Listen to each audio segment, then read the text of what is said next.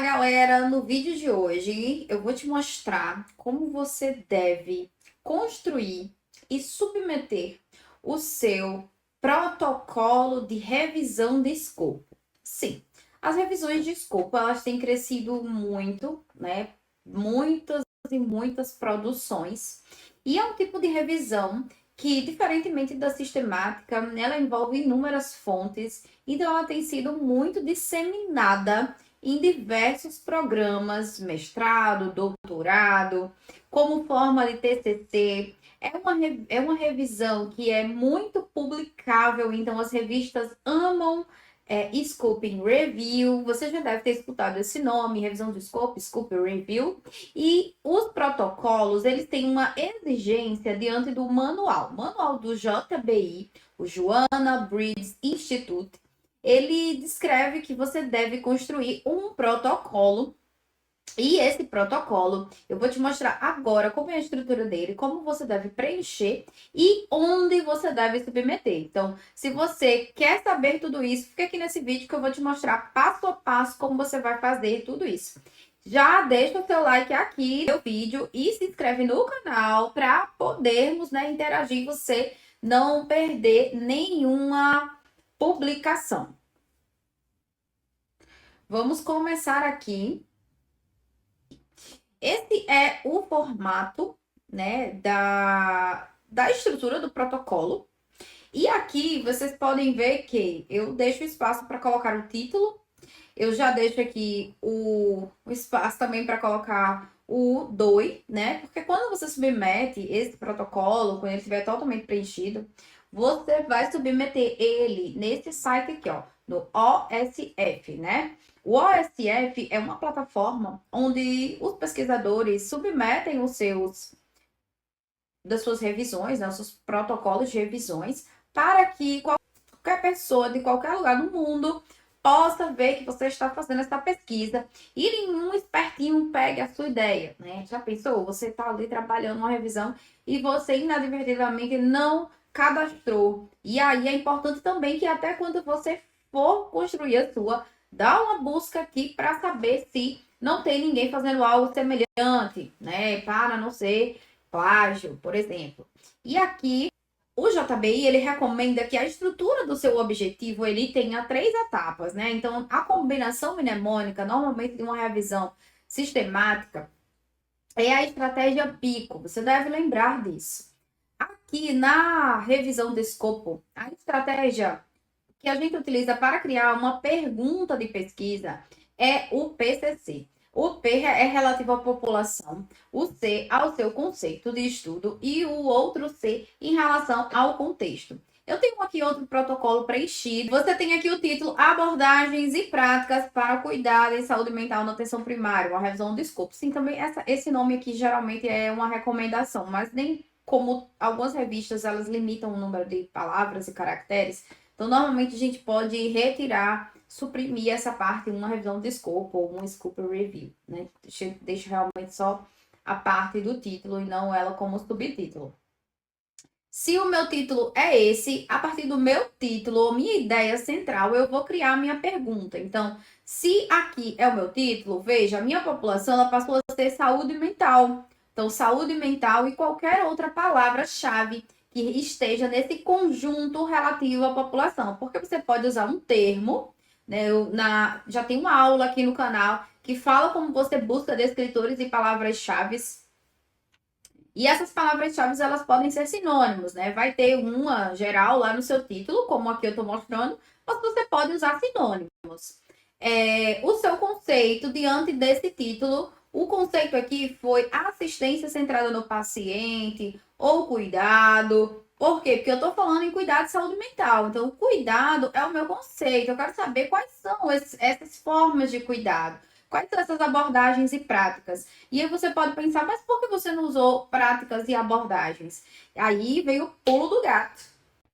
Eu tenho que usar na combinação PCC termos ou palavras-chave ou descritores que estejam cadastrados nos descritores de ciências da saúde ou no MESH, tá? É muito importante. Ah, Érica, mas se não tiver nada cadastrado, nenhum descritor, aí você usa aqueles que mais se repetirem nos estudos já publicados. Então, você vai lá nos estudos que tem relação, que você já tenha lido algo sobre.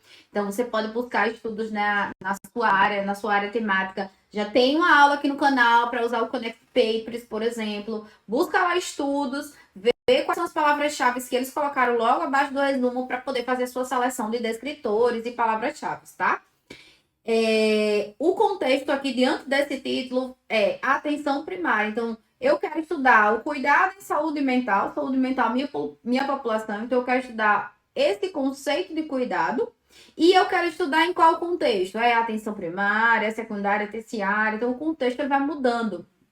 Aqui, ele se identifica como atenção primária. Então, veja, eu posso claramente formular a minha pergunta.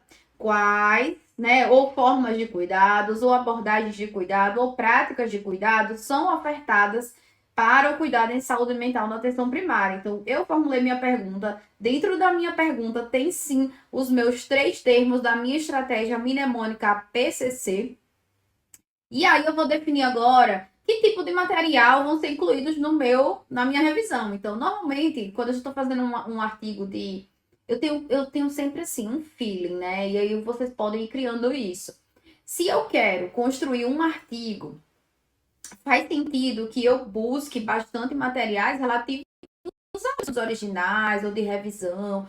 Mas se dentro da minha temática envolve bastante políticas públicas, então faz sentido eu também fazer uma revisão de literatura cinza, né? Eu vou buscar no site da OMS, eu vou buscar em sites que tenham documentos governamentais para que isso também possa ser incluído na minha revisão. Então você vai muito em que, além das bases tradicionais, você deve incluir também materiais que possam estar em sites governamentais, em outras fontes que não sejam bases de dados, entendem?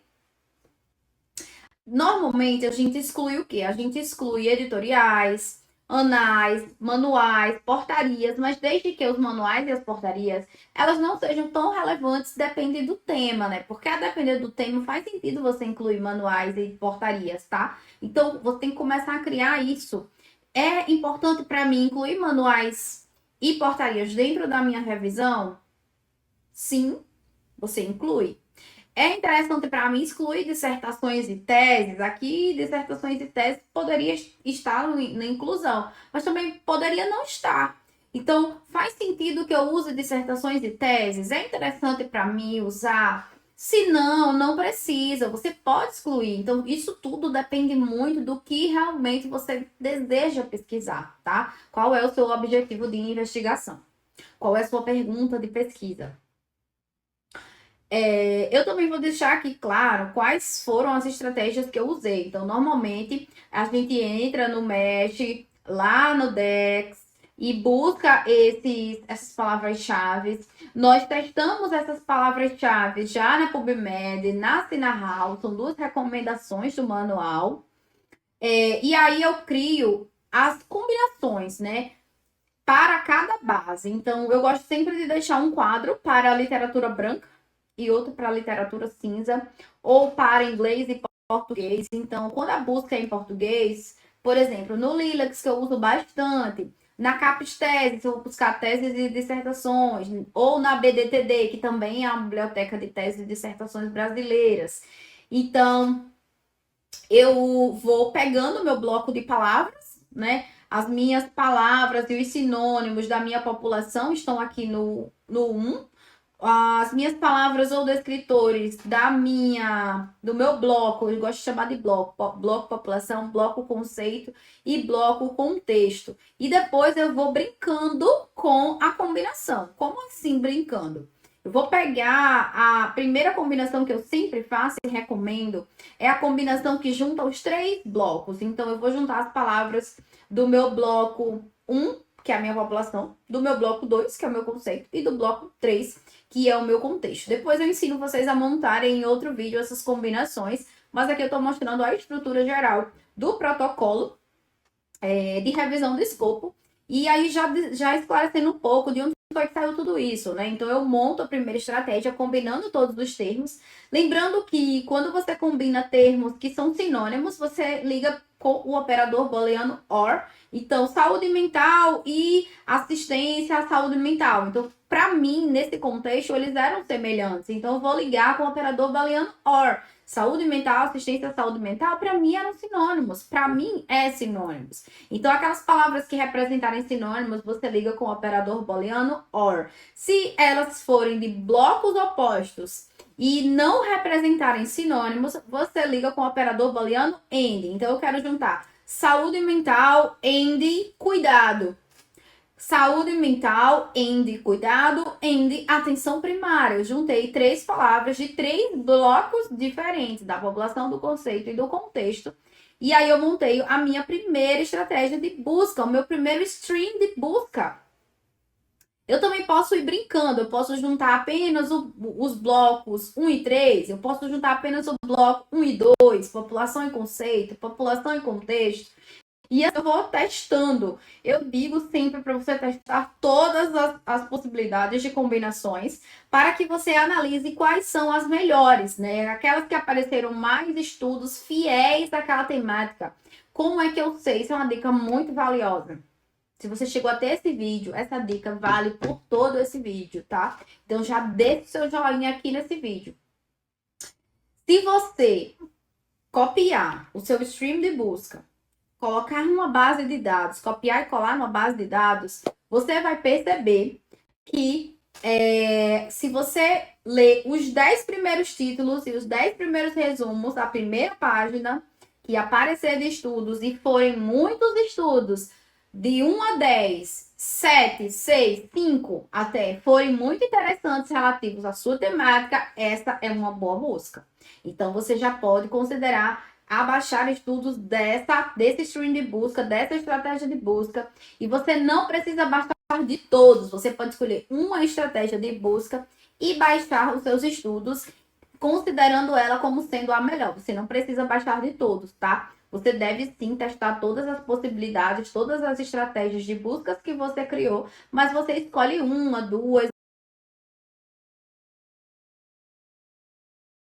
Bases, como essas bases são em inglês, todos os seus termos em português, eles devem ser traduzidos e você deve fazer a mesma sequência de combinações e testar todas as combinações e ver realmente qual também é a mais interessante. Essas estratégias não precisam ser iguais, tá? Você pode utilizar a estratégia de combinação 1, 2 e 3 em português, depois usar em inglês só 1 e 3. Isso depende. Então, como eu já disse, como é que você sabe qual é a melhor? Você testa, se aparecer 10 estudos, 10 primeiros, entre 10, 5 ou 6, eles tiverem estudos bacanas, essa é uma boa estratégia e você continua lendo os demais para ir baixando e fazendo o seu consolidado de dados, tá?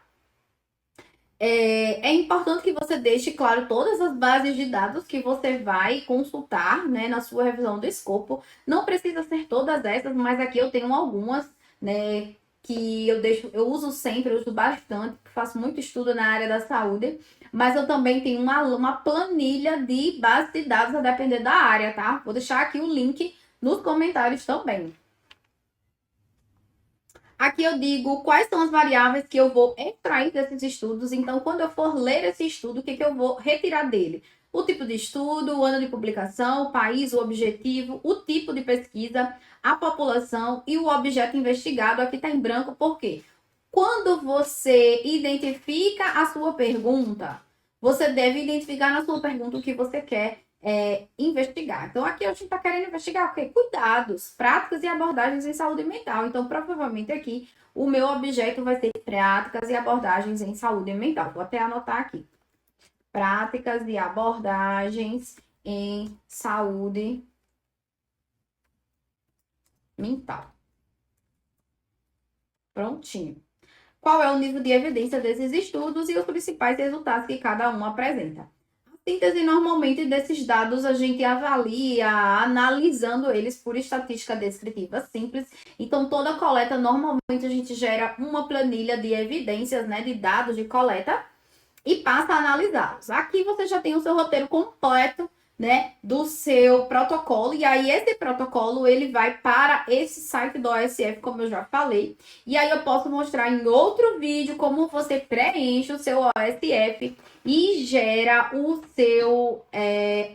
seu DOI, né? É muito importante porque o DOI, que é esse número aqui, ó, que tá aparecendo nessa lateral direita do vídeo, cada projeto, cada cadastro, ele gera um número de identificação, como quando você publica um artigo, por exemplo, que você gera o DOI, né? Aí você vai copiar este lindo número, link, e colocar aqui no seu protocolo, ó. Porque quando você clicar no link, você vai ver que você vai ser direcionado para o cadastro desse projeto. Ou como se chama, né? Protocolo, antes de ser cadastrado, e a partir do momento que você cadastra, ele se torna o projeto. Se você gostou dessa aula, gostou desse vídeo, já curte, segue o meu perfil, começa a me seguir aqui e ativa o sininho de notificação para que você receba o vídeo novo toda semana. Fui!